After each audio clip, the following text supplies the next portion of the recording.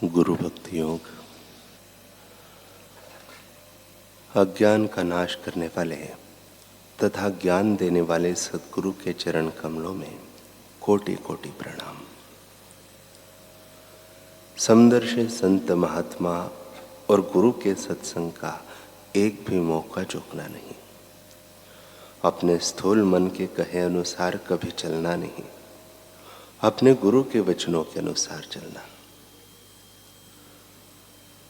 उच्च आत्माओं एवं गुरु के स्मरण मात्र से सांसारिक मनुष्यों की नास्तिक वृत्तियों का नाश होता है और अंतिम मुक्ति हेतु प्रयास करने के लिए उनको प्रेरणा मिलती है। तो फिर गुरु सेवा की महिमा का तो पूछना ही क्या। अहम भाव का नाश करने से शिष्यत्व की शुरुआत होती है।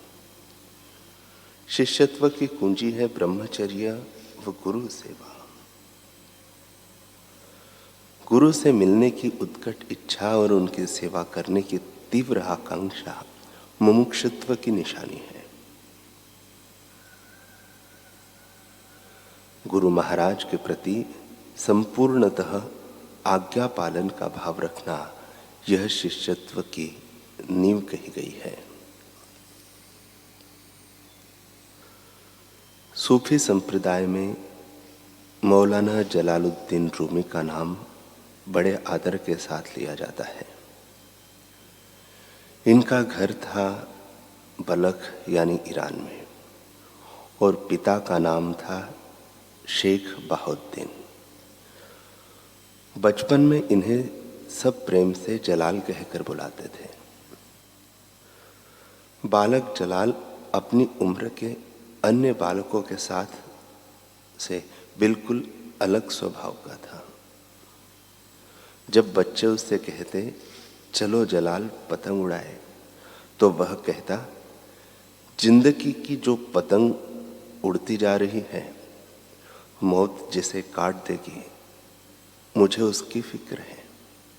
और वह एकांत में खुदा की याद में खोया रहता, एकाकी निश्चल।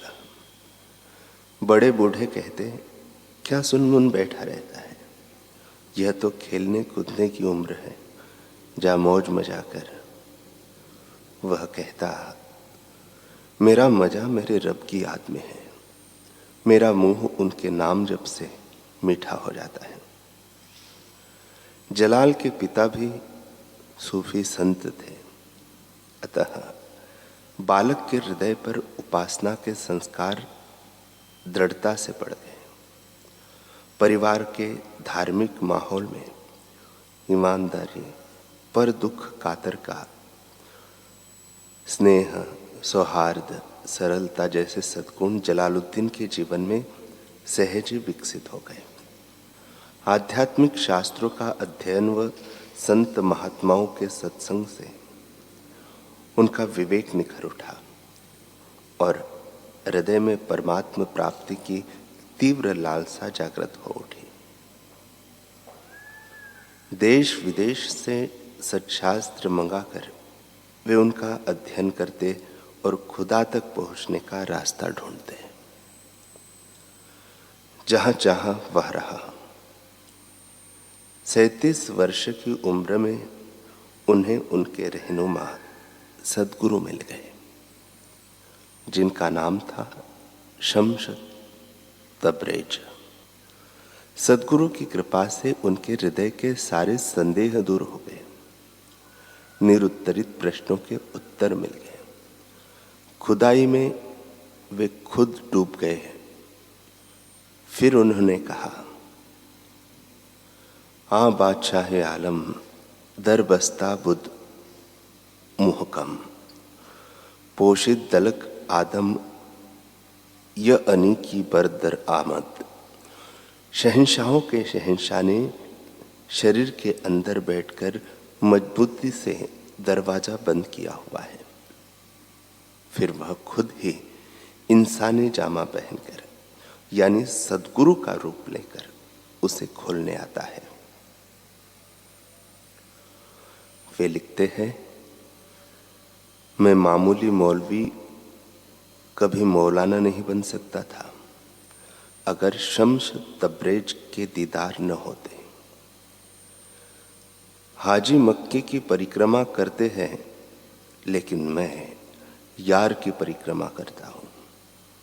मैं गुरु का दास हूं और उनके दीदार का प्यासा हूं। पहले रूमी का अधिकांश समय पढ़ने लिखने व उपदेश देने में व्यतीत होता था। उन्होंने शिष्य भी बना रखे थे, पर जब उन्हें सच्चे सद्गुरु मिल गए तो उन्होंने सबसे मुख मोड़ लिया और खुदा की बंदगी में डूबे रहने लगे। वे कहते हैं, मैं तू हो गया और तू मैं हो गया। मैं जिस्म हो गया तो उसकी जान। अब कोई नहीं कह सकता कि मैं और हूं और तू कोई और है।